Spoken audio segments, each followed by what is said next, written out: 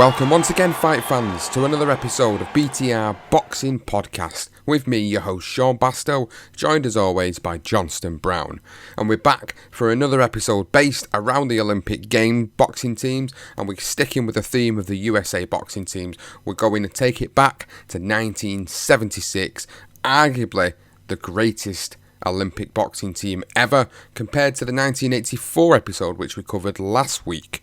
Now, before we get in to the 1976 Olympic boxing team episode, of course, I want you to go and check us out on social media, on Twitter, at BTR Boxing Pod, and on Facebook, the BTR Boxing Podcast Network, for all our latest episodes of each series that we're running, which includes the darker side of boxing, legendary nights, career profiles, and ones to watch. Now, if you've not rated the podcast or reviewed the podcast, please go and do it on Apple Podcasts. Leave us a rating, leave us that review. It's truly important to us. It really does help us, and we really appreciate everybody that's been rating and reviewing us over the past few months, because it's truly helped us get to that number one spot. So, without further ado then, this is the next episode of the Olympic Boxing Series. This is the 1976 USA Olympic Boxing Team.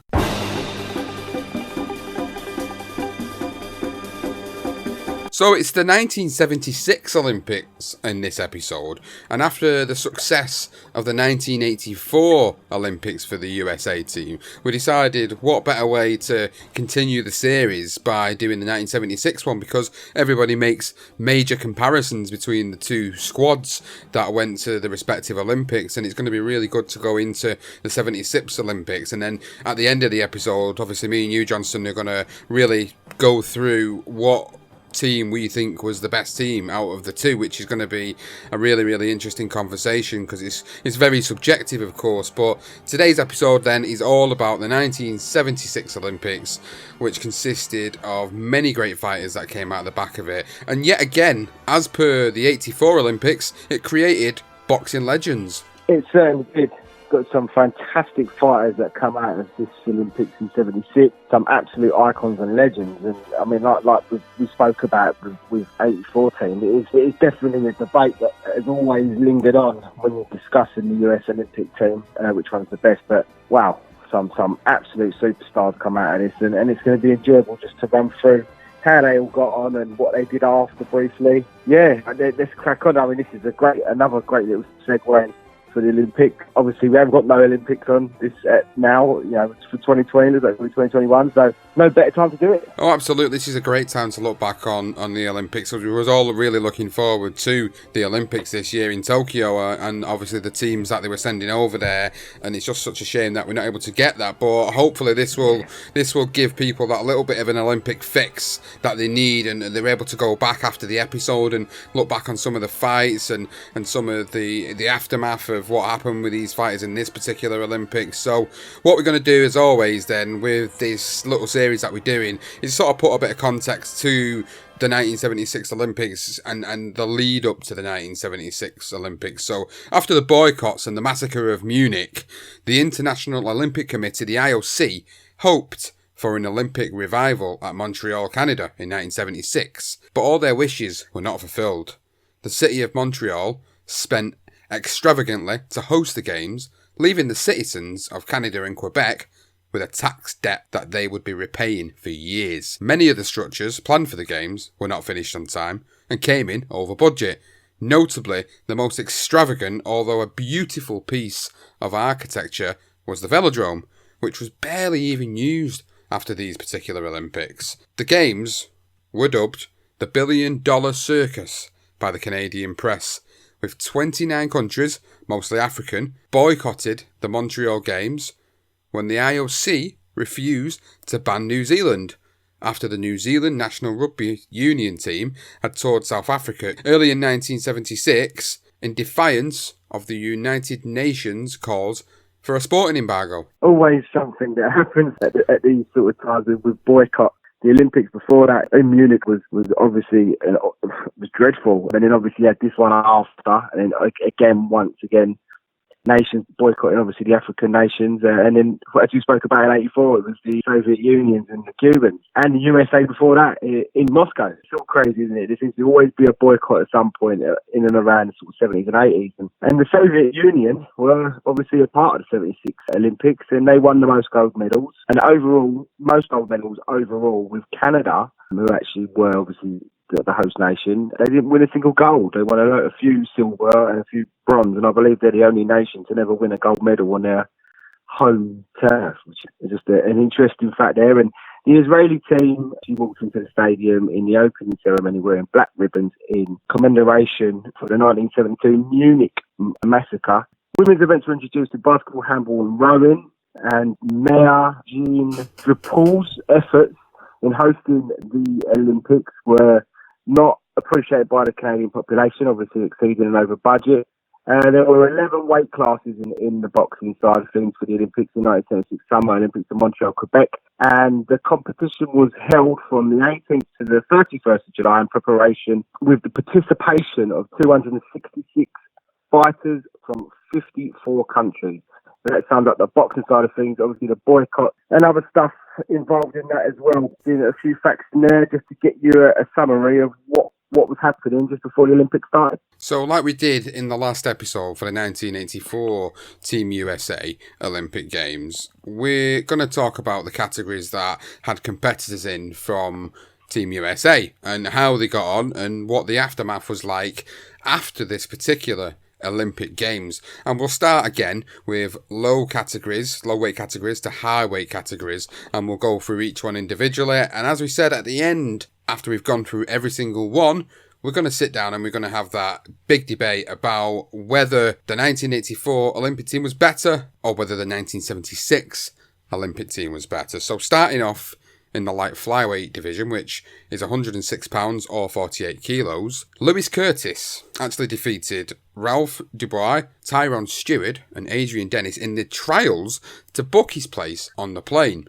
He was 29 years old when he competed in the Summer Olympics in Montreal, and he actually lost in the first round to Poland's Henryk Sednicki, and it was 5-0, so he got absolutely whitewashed in the first round. Curtis then goes on to turn professional in 1984, ironically, and he actually fought 5 times for the USBA titles, winning it at flyweight in 1988 against Reginald Brown, and he lost the other 4 attempts against Kelvin Seabrooks and Gabby Canizalis in 1987, Orlando Canizalis in 1988 up at super flyweight, and then against Pedro Jose Feliciano in 1990 back down at the flyweight division. He did challenge for the IBF flyweight world title in 1990 against Northern Irishman Dave McCauley at the King's Hall in Belfast, losing by a unanimous decision, and he finished his professional career with a record of 15 wins, 6 losses, 1 draw,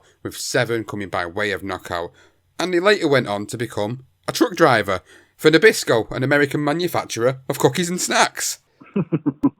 Unusual ending. Obviously, he wasn't as successful.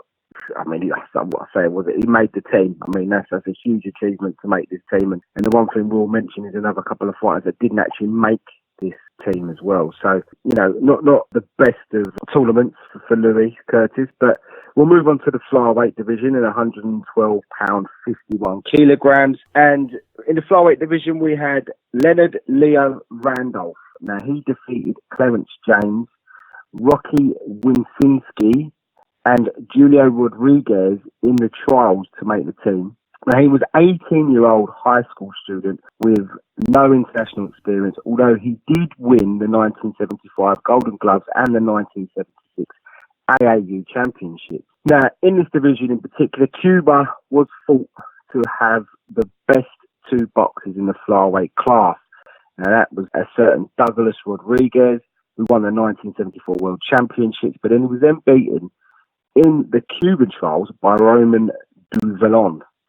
Who actually had won the 1975 Pan American Games title as well. Now, 7 of the 16 bouts in round 2 were not contested after withdrawals due to the African boycott. So once again, we're having these problems in the early stages. And Leo Randolph met the favourite, Duvallon, in the final And to everyone's surprise, he won a close decision by 3 points to 2. And he won the Olympic gold. So Leo Randolph did pick up on this, maybe not the first Olympic gold. In the boxing, it was in what we're discussing now. So Randolph did turn professional after the game. And in 1980, he actually won the WBA Super Bantamweight title. But in his first defence, he lost it by TKO to Sergio Victor Palma and then retired from boxing, ending a short career of 17 wins, 2 defeats, and 9 knockouts. I have great faith and great admiration to God, my Father, and so I just give him the praise and the thanks. So let me be at the right place at the right time and with the right team. So I'm just thankful for being in the right place, and it's an honor. It's an honor to hear people saying things about our team and giving our team that kind of admiration. Oh, my goodness. Oh, my. I'm like, come on, God, let's do this here. Come on, help me to do this. And he was really, he was tall and kind of long arms, so I had to do a lot to try to get in on him, and that's my main objective, is to put pressure on him and use combinations. And so that's, and my mind has just kept pushing, this is what you've been going for, my motivation, and I kept encouraging myself, you could do it, you could do it, you could do it, because I had hit that point, that breaking point when you hit that wall, and I kept telling myself, you could do it, all the way to the last round. So there you go, the first gold medal there in this 1976 Olympic Team USA episode from Leo Randolph, going in against the favourite and coming out on top, just about, but he came out on top and he got the gold medal for them in the Flyweight Division. So we move up to bantamweight, 119 pounds, 54 kilos. Charlie Mooney beat Derek Holmes, Wayne Linon and Alichi Juawan in the US trials to make it to Montreal. He was a soldier in the US Army in 1976, where he'd become a 3-time All-Army champion, a 3-time inter-service champion and a silver medalist in the Pan American trials, and took bronze and silver medals at the AAU Nationals. He progressed into the quarterfinals with a 5-0 victory over Morocco's Mohamed Reis, a 4-1 victory over Juan Francisco Rodriguez of Spain, and another 5-0 whitewash of Italian Bernardo Onori, before he went on to then defeat South Korean Hwang Chul-soon 3-2 in the last 8. Mooney decisioned the 1975 amateur European champion Viktor Rybakov of the Soviet Union 4-1, but then goes into the final and loses to Kyu Young-ju of North Korea by 5-0 to go on to pick up the silver medal. Now, he never actually turned professional after his Olympic medal. He made the army his career and retired with 22 years active service, which ended on the 29th of August 1992 with the rank of Sergeant First Class. Now, following his army career, he founded the Charles M. Mooney Academy of Boxing in Rockville, Maryland, where he trained and coached local aspiring fighters. From 1977 to 1984, he was an athlete representative for the ABF Olympic Committee and a trainer for the 1984 Olympic boxing team. Mooney was actually the trainer of USBA Cruiserweight champion Darnell Wilson, as well as 2-time WBC champion Keith Holmes, WBC champion Sharmba Mitchell, heavyweight Tony Thompson, William Joppy, Corey Sanders, and world champion Chris Bird, plus many, many more. So that is a very interesting story that has come out of the back of this particular competitor, Charles Mooney, who went to the Olympics, got the silver medal, and then made the decision never to turn professional, and then goes on to train all these world champions. I think that's quite a really good story, to be honest with you, coming out of the back of his Olympic campaign. Oh, absolutely. And Charlie Mooney, obviously was in the Army before that with his achievements in the US Army in the fight game. And you know, it's funny because most of the time, silver medal as well, in a tough, again, it was a tough pull, a tough group. And he came through with a silver medal. You'd expect him to have a little dabble in the pro game, but he wasn't interested. Went back straight into the Army, continued his career, and then becomes a trainer. Good for Charlie. Silver medal. That's the next medal for the 1976 US team. Now, so we're moving up a division to the featherweight division in 126 pounds, 57 kilos. And the next contestant was Davey Armstrong. Now, he picked up wins against John Purtell, Forrest Winchester, and Lionel Valencia in the trials to make the US Olympic team. He was a 1975 Pan American Games featherweight gold medalist. Armstrong whitewashed Russian Antolayov Volkov and Hungarian Tibor Badari 5-0, whitewashed them both in the second and third round respectively. Armstrong was unfortunate enough that he actually met the Cuban sensation Angel Herrera in the quarterfinals, where he was beaten. Herrera would actually go on, this was his first Olympic gold, and Herrera would actually go on to win gold in the 1980 Olympics in Moscow and World Amateur Championships in 78 and in 1982. He would actually beat Pernell Whitaker, as of course a part of that 84 team. That's interesting. You got Pernell Whitaker, the guy that a sort of mutual opponent of Herrera beating Whitaker, that links in with 84, and obviously Mooney, we just spoke about, actually coached some of the guys in that team. It's interesting. Davey, were you surprised that your corner threw in the towel? Yes, I was at first, Howard, because after he headbutted me, and the first time the doctor It was a butt then? Yes, it was a butt. He headbutted me, and the doctor took a look at it, and he said it was okay. And then I knew he was going to go for my cut, so I just gave it all out, that first half of that first round, and I had him going. But I can understand my coach's point of view. That, he wants to protect you for the future. Yes, sir. Yes, sir. Let's show that cut. It's an ugly thing, and clearly a cut from a butt. Yeah, Joe Cloud, my coach, longtime friend, and he's been knowing me ever since I was 10 years old. He's looking out for my health and looking out my future too, Howard. And I'm really sorry that this had happened, because I was on my way to defeat him. I felt so much confidence in myself that I'm just too bad it happened this way, Well, he just got lucky. I'm sorry. I really am. I know how much it meant to you, as I said.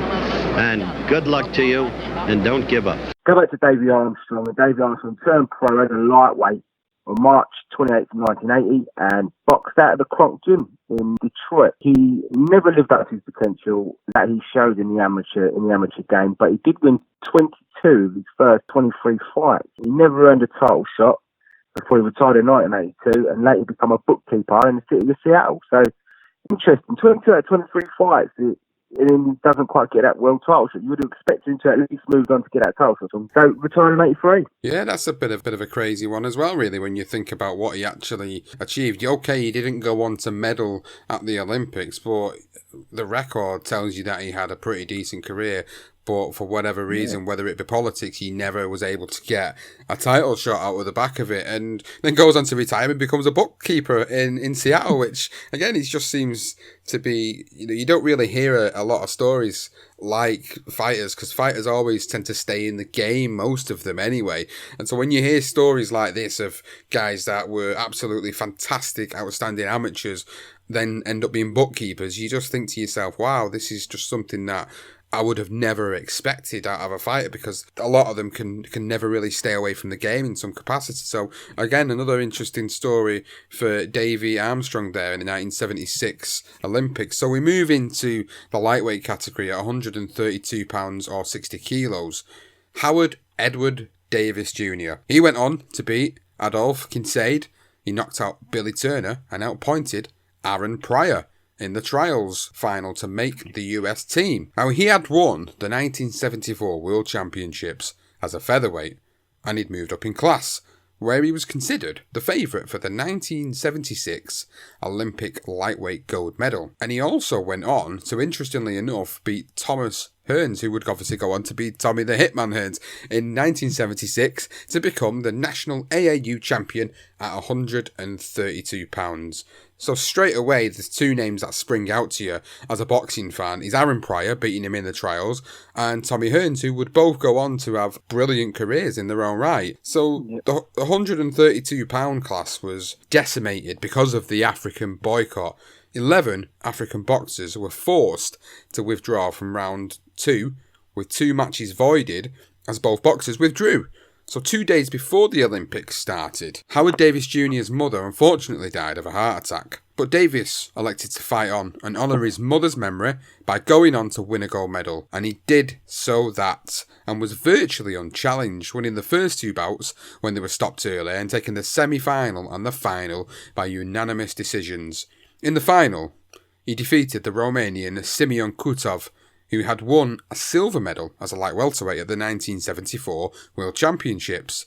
And for his efforts, Davis was awarded the Val Barker Trophy as the top boxer of the Olympics to go along with his gold medal. And Davis went on to finish his amateur record of 125 wins and only 5 defeats. And of course, he turned professional, had a long and established career, retiring in 1996 with a career record of 36 wins, 6 losses and 1 draw, 14 knockouts on his record. 4 of them losses came in his 4 world title attempts. But he never actually managed to get that world title, that coveted world title. So all that amateur pedigree, winning the gold medal, winning the Val Barker Trophy, but unfortunately it just never seemed to translate into the professional game. Although his record is respectable, he never was able to capture that world title. Yeah, it's interesting now. He was obviously a fantastic amateur, beating those 2, Pryor and Hearns. I mean, that's great. I mean, we've touched on Pryor and Hearns in our legendary nights and career profiles pods, and both of them mention Howard Davis defeats, don't they, as well? And he figures highly, and obviously, he goes on to pick up the gold medal. I mean, any one of them 2, I believe, could have probably picked up that gold medal as well. To be honest with you, that was a strong division for the United States. And obviously, the pro game, it's weird. Sometimes you just turn over and there's fighters that just haven't got that ability to. He's done well. He's got a good career. It's just that next stage, isn't it? That next level in the pro game that sometimes these outstanding amateurs just can't do. I think also what's really sad about the story of Howard Davis Jr. is that 2015, only 5 years ago, he ended up finding out in the summer of that year that he had incurable late-stage lung cancer and unfortunately passed away on December the 30th, 2015 at only the age of 59, which is a really sad end to the story. And he was also involved with a lot of MMA fighters over the years. He served as a boxing trainer to guys like Chuck Liddell, and he was fighters from the American Top Team as well, and he was a sports commentator, a public speaker. So outside of the ring, he did go on to have a really well-established career. It was just a shame that he never was able to capture that world title. We'll move on to the light welterweight division, 137 pounds, 62 kilos, and it's a certain Sugar Ray Leonard who defeated Ronnie Shields, Samuel Bonds and Bruce Curry in the trials to make the US team. Now, the 1974 world champion was Uganda's Yunub Kawali. People will know him. He was a fantastic professional. Now, he turned professional early in 76 because of the African boycott, which actually prevented him from fighting in this tournament in the Olympics zone. He would have blatantly fought Leonard at some point. The 1972 gold medalist had been Sugar Ray Sears, and obviously we did get a certain Sugar Ray, and obviously with Sugar Ray Leonard from the United States team back for this Olympics, and he held obviously numerous titles by the time he made it to the Olympics. He was twice 1974-75 North American amateur champion, twice 1973-74 Golden Gloves champion, twice 1974-75 AAU champion, and he won a gold medal in the 1975 Pan American Games. Ray advanced to the final by whitewashing literally all 5 of his opponents. You can pretty much watch most of those fights on YouTube. There is, I can't think what video it is, but you have to scale it a little bit. You can find his fights. And so he faced a relatively inexperienced Cuban, which was Andreas Aldama. The final was another one-sided dominant display from Leonard, and he won 5-0, and of course picked up the gold medal. Obviously, Sugar Ray Leonard was a huge star, and everybody wanted to sign him. And Leonard did originally actually state that he would not turn pro, but instead wanted to accept a scholarship and attend the University of Maryland. But the financial lure of professional boxing, of course, was too much for him to not turn pro, and he did turn pro in 1977. He went on to have one of the greatest and longest professional careers of any Olympic boxer. He won his first title in 1979, the NABF welterweight crown, and then would eventually win titles in 5 different weight classes. One of those came in 1981 when he actually defeated Kawali, the man who did not get to fight in Montreal for the WBA in the ring, light middleweight crowns, and of course we all know, I mean, we could go on and on about the legend that is Sugar Ray Leonard. He fought Wilfred Benitez, he fought Roberto Duran, Tommy Hearns, and Marvelous Martin Hagler, just to name a few. He finished his pro career with 36-3-1 with 25 KOs. I mean, what can we say about Sugar Ray, Sean? Sugar Ray is probably one of, or arguably the best Olympian to come out of the USA. I mean, people will have the debate. We talked about Pernell Whitaker in the last episode being one of the best in terms of what he achieved outside of his career, and that's a conversation we will have at the end of the episode, of course. But my word, Sugar Ray Leonard in that Olympics was phenomenal. The videos that you can go and watch are phenomenal. You see the blistering hand speed, the way he was able to just get in and get out so quick. Absolutely fantastic. A real good amateur boxer, and translated it so well into the professional game, of course. Winning the gold medal in 1976 in Montreal was truly one of the greatest achievements of my life. Because, and the reason I say that is because it wasn't about money, it wasn't about anything else other than representing myself and my country, and that too is the ultimate for any amateur boxer. But then again, you think about this. A lot of guys can say that I was world champion, professional world champion, because you get breaks and this and that happens. But very few people in this world can say I was an Olympic gold medal winner. Very few can say that. Moving on then to the welterweight category at 146 pounds, 66 kilos. Clinton, the Sheriff Jackson, defeated Roger Leonard twice before outpointing Roosevelt Green in the trials to make it to Montreal. He also won a gold medal in the 1975 Pan American Games as a welterweight.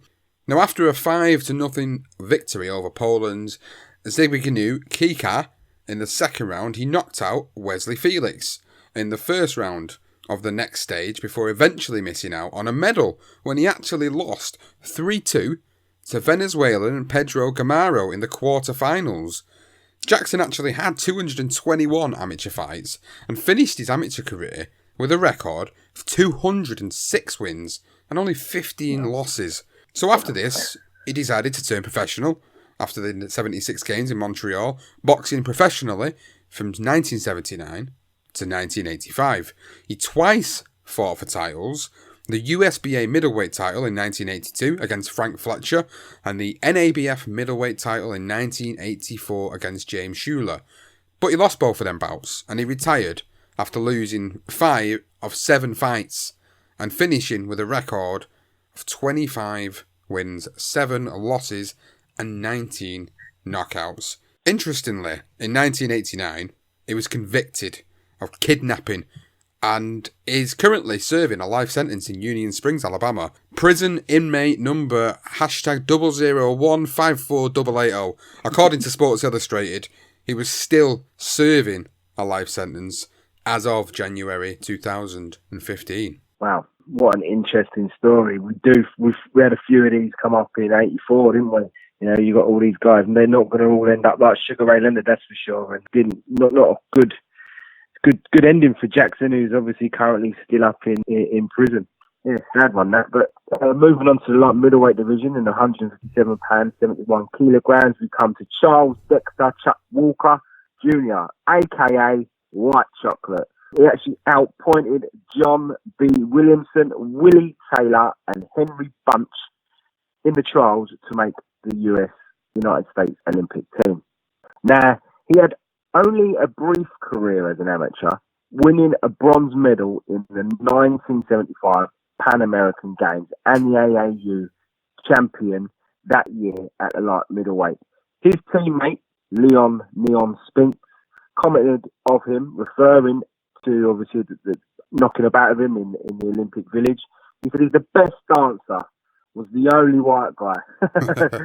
Yeah, Chuck obviously, he could boogie a bit, and after a bye in the second round, Walker did actually lose 3-2 to Poland's Jerzy Redbicki, who actually went on to win the Olympic gold. So he got a bit unlucky with the draw. Obviously, he finds out fighting Jerzy, the Polish guy, in the second round. It was one of the closest fights he had. He was quite a few, so obviously it was a close one. Chuck could have almost got a decision there, but unfortunately he ended up coming up against the guy that goes on to win the gold.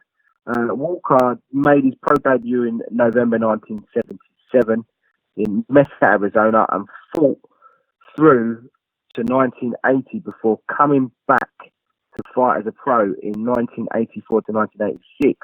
He ended his pro career with a record of all the ones, 11 wins, 1 draw, and 1 defeat, with all his bouts taking place in either Mesa or Conroe, Texas.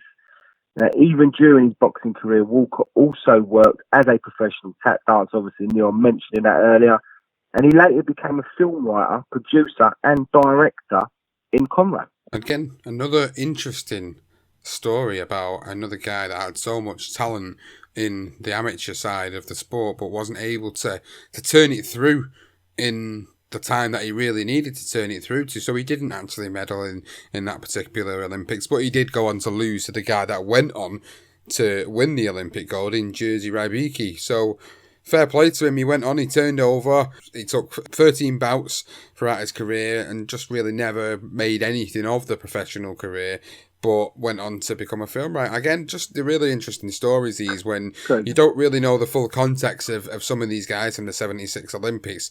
You think about the guys like Sugar Ray Leonard and the Howard Davis Juniors and the Sphinxes that we're going to come on to shortly. You think about these guys. You don't think about guys like Charles, Dexter, Chuck Walker. You don't think about any of these. So it's interesting that we get these little stories into it. So moving into that middleweight division now at 165 pounds, which was 75 kilos, we now move on to one of the competitors that would be successful in his professional career, a guy that we've done a career profile on the Career Profiles podcast. It's Michael Spinks Jinks.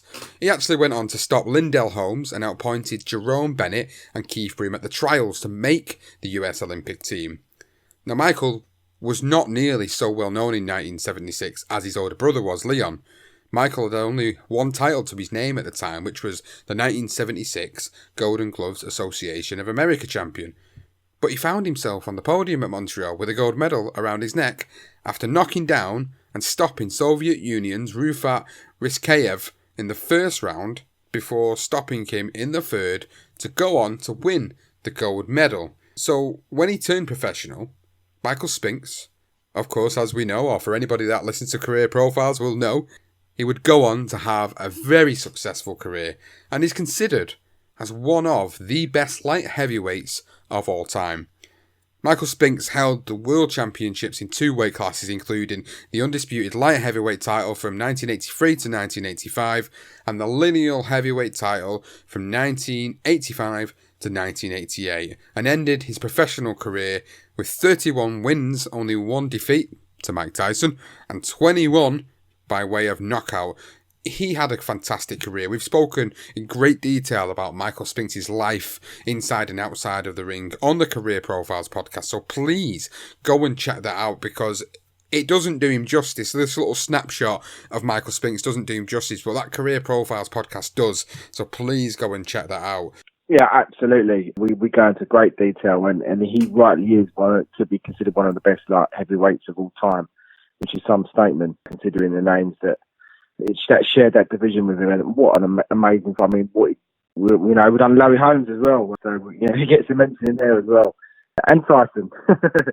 People may remember Jinx Michael as you say, the guy that came out of the Olympics with a gold medal, guy that beat Larry Holmes. But a lot of the youth only remember him for that Tyson defeat. So he did a lot more before that, and obviously do check out Career Profiles. And what a great fighter. So moving on to the light heavyweight division, obviously Michael was in the middles at this point. So he moved into the light heavyweight, and it was his brother, and it was Leonard Leon Spinks Jr. He actually got a walkover against Reginald Phillips, and he stopped Charles Smith and outpointed John Davis in the trials to progress the Olympic team. Now, by the 1976 Olympics, Leon had already had 135 amateur bouts. He had won the 1975 AAU title and lost in the finals of the 1975 Pan American Games. At the Montreal Olympics, he seemed awkward in comparison to the polished Europeans and Cubans. But he won all of his bouts with ease, knocking out the Cuban world champion Sixto Soria in the finals to win the gold medal. He, again, I mean, you just spoke about Michael. He moved over, obviously, to the pro game, and This is what makes Leon even more unusual, because he turned pro, and when he turned pro, he basically put on a few more pounds and moved up to the heavyweight division. He wasn't light heavyweight, moved straight into heavyweights, and on February 15, 1978, with only 7 pro fights, he took on Muhammad Ali to win the heavyweight title, and obviously in one of the biggest upsets in boxing history at the time. And in September 1978, Ali again fought Sphinx, and obviously it didn't work out for him. He lost a very close decision against him. Sphinx's reign as heavyweight champion was the shortest in history by 212 days. Leon Sphinx continued to box professionally and tried to win the Cruiserweight Championship. It's probably a division, if it was out when he was fighting in the 70s. I don't believe the Cruiserweight division was around at the time. He probably could have done even more, but never obviously matched his early professional success. He fought until 1995. It won't pan out well. He was more or less a punching bag at this point. He ended his career 26, 17 and 3 with 14 KOs. Now, Sphinx suffered financial troubles after retirement, had a brief spell as a professional wrestler, lived in a shelter for the homeless. He later became a janitor at the YMCA in Columbus, Nebraska, where he was reported to be suffering from dementia. That was the last I heard of him. Son Corey Sphinx obviously followed in the family's boxing tradition and held world titles in both the welterweight and light middleweight titles, but a tragic ending for Leon. So Leon Sphinx is a sad tale, really, when you think about it, because he had all the pedigree, went in, absolutely whitewashed everybody to win the gold medal at the Olympics, went on to cause one of the biggest upsets in boxing history, beating Muhammad Ali, only to lose that title quite shortly afterwards, and never would go on to do anything more significant in the sport. Some might say that was a fluke or a one-off or a one-hit wonder, and that's a shame, because the amateur pedigree and the way he whitewashed everyone in the Olympics, you wouldn't even dare say that, but that's how it came across as he went through and lost to Ali, and then the way his career sort of went on a downslide. In terms of him at the moment, he's suffering dementia, but he is also suffering with cancer at the moment. It was only reported not too long ago that he'd been diagnosed with cancer, so it's not looking too good as we record this episode for Leon Sphinx and his life, which is a real shame, really, because when you watch interviews of Leon over the years, you can see how charismatic the guy is. You can see that there was just so much more there that could have been. And it's a real shame that although he came out of there all guns blazing, Olympic champion, world heavyweight champion, obviously at one point, it's just a real sad state of affairs as to where his boxing career and his life is ending up. Very sad. It is really sad. So we move in to the money division, the division that everybody loves. It's the heavyweight division, of course. 229 pounds, 104 kilograms. Johnny Tay, aka Big John, beat Woody Clark and Marvin Stinson on points before knocking out Mike Dokes in the third round at the US trials to make it into the Olympic team. Now, as an amateur, Johnny Tay never quite seemed able to win the big title, although he was always close. He was the runner-up in the 1975 Golden Gloves and the 1975 Pan American Games. So at the Olympics in 1976, he fought Cuban legend Philo Stevenson in the semi-finals, but the great Cuban knocked him out, and Johnny Tate would go on to end up picking up the bronze medal as a result of that. So Philo Stevenson was, for just a bit of context to that, is one of the Cuban heavyweight fighters that never went on to turn professional. One of the guys that even it was reported that Muhammad Ali was a little bit worried about turning over, and there was potential fights with them two that were going to happen over the years. It never materialised. Philo Stevenson's probably one of the best, if not the best, Cuba has ever had out of all their amateur pedigree and their amateur system that they have over there. So Johnny Tay himself, after this, he had a very mixed career as a professional.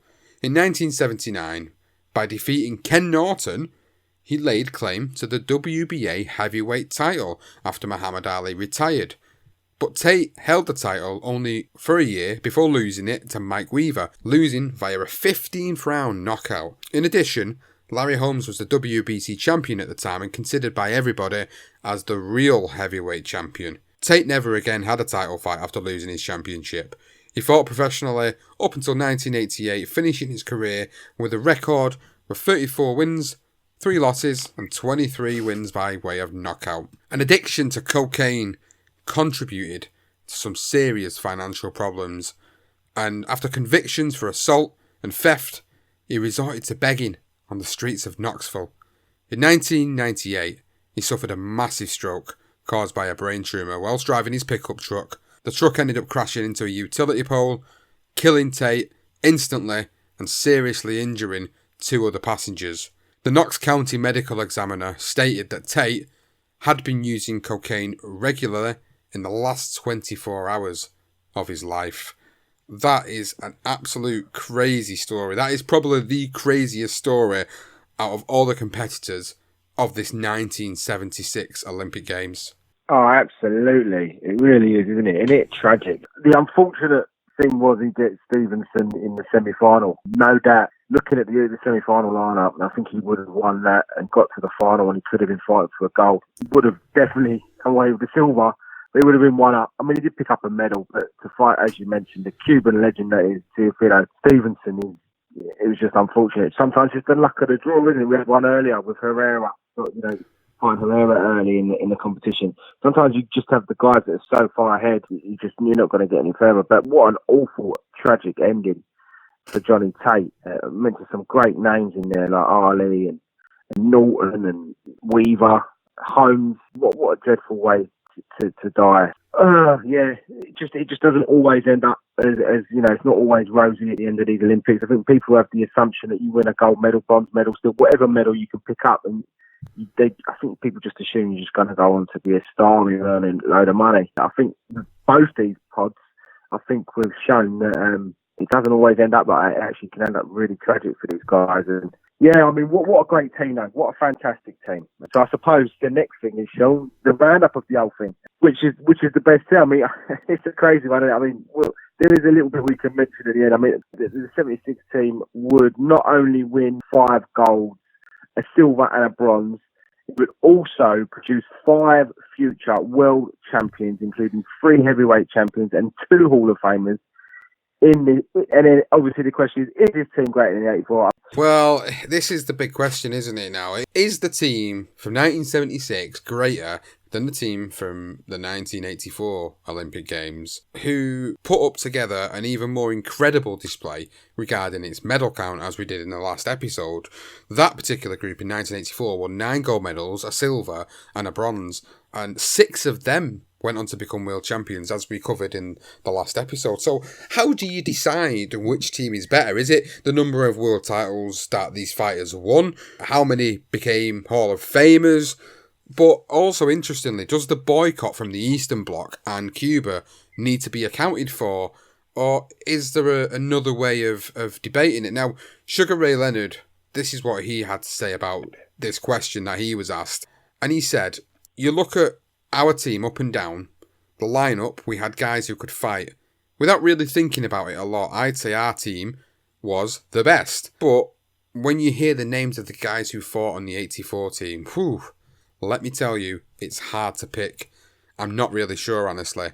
So that's Sugar Ray Leonard, who was probably the shining star of the 1976 Olympic Games, the one that went on to do the most significant things out of all of them, much like Pernell Whitaker did in the 84 Olympics. So it's very subjective. How do you decide it? The number of world titles are won. You look at the 76 squad, and as you rightly pointed out there, 5 future world champions, 3 heavyweight champs, 2 Hall of Famers. The 84 squad, of course, you had Pernell Whitaker, who went on to win undisputed titles in his career, but then you also had guys that didn't end up going on to do as much. It's so difficult. I think, for me personally, I would favour the 1984 Olympic US boxing team as the best out of the lot. Now, I'm basing this, for me, based on what they achieved in the Olympics and overall, between all competitors, what they actually went on to achieve in their professional careers. So I picked the 1984 Olympic US boxing team as the one that I think was better than the 1976 team. Now, of course, there's always going to be people that are going to argue the toss about that, and it's very subjective. But that is my pick. I think 1984 team trumps the 1976 team. If you really wanted to go even deeper into it, you could go as deep as putting these guys up against each other. The guys that fought at heavyweight in 1976 against the guys that fought at heavyweight in 1984. If you really wanted to go one step further and make it even more theoretical and interesting. But I think based on what the 84 team did at that 84 Olympics in Los Angeles, of course, for me, they are the better team. You look at that team, I mean, what a fantastic team with what, just thinking about Leonard Taylor and Randolph Holyfield. Obviously, Pernell Whitaker was an absolute star.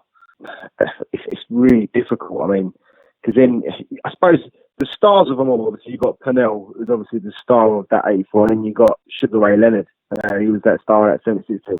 And what the Sphinx brothers went on to achieve as well. I mean, if you stuck Leon Sphinx or Michael Sphinx in the room with Evander Holyfield as pros at heavyweight, that'd be interesting. I mean, you think about Leon Sphinx at cruiserweight, because I think that would have been his best weight. I think it wasn't around at the time when the cruiserweight division was there. Could have fought a cruiserweight, and you could stick in with Evander Holyfield. Who wins that? I mean, when Leon was on fire, he was a fantastic fighter to watch. It's a really hard one, isn't it? I mean, I think if you're going to speak on Olympic sense, if it's just Olympics talking about and not what they go on to do in the programs, I would favour the 76 team, literally because there was the Eastern Bloc. I think the Eastern Bloc and the Cubans not being boycotting the Olympics and not being in the Olympics in 84 made a huge significant difference on how many gold medals they won. I'm not saying that they wouldn't have won those medals, but there were certain fighters within that won the gold that I don't believe would have done so if a certain few Cubans and a few from the Eastern Bloc were there. And we see that in 2016, there's a few Cubans and then Eastern European countries that were there that stopped and beat them. So I'd say Olympic sense, I'd go 76 team. I think just because they had everyone there, apart from the African boycott, there was no other major nations that were involved, even the Bulgarian teams and stuff like that. But in a sense of what they went on to do in the pros, I would probably favour the 84 team, because I think what they did after, I mean, with Evander Holyfield, Pernell Whitaker, and I think that was just Meldrick Taylor was a bit better. But saying that, I mean, you've got Sugar Ray Leonard, who's an absolute superstar. It's tricky. I would favour 84 team as a whole for what they went and done in the pro games.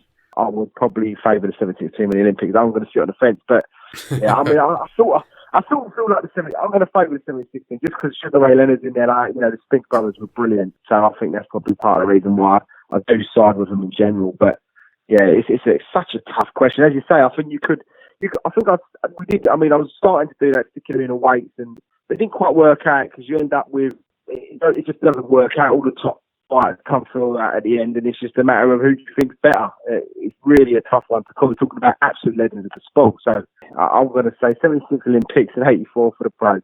Well, one thing's for sure, from doing these two episodes for the 76 Olympics and the 84 Olympics, is all it's taught me is that them two eras, them two Olympic Games were the most successful that the USA has ever had Olympic boxing, which is a precedent that was set at that period of time and has not been replicated since.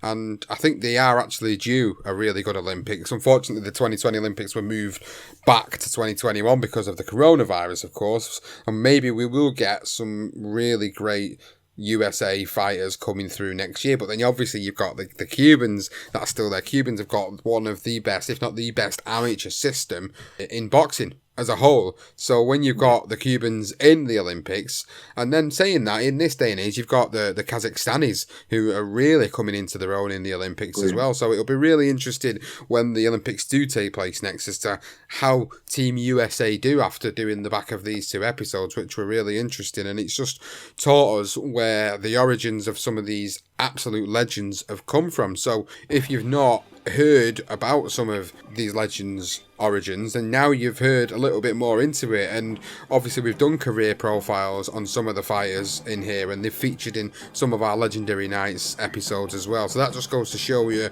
what sort of a precedent they set in their amateur and professional careers. And it's been an absolute pleasure to sit down and go through these two particular teams respectively and talk about what they did and what they achieved in the sport, and also obviously what happened for them afterwards. There's some absolutely sad stories as a result of what happened to them in later on down the line, but ultimately what we've learned from these two episodes is that at one point in time the USA couldn't be touched for boxing.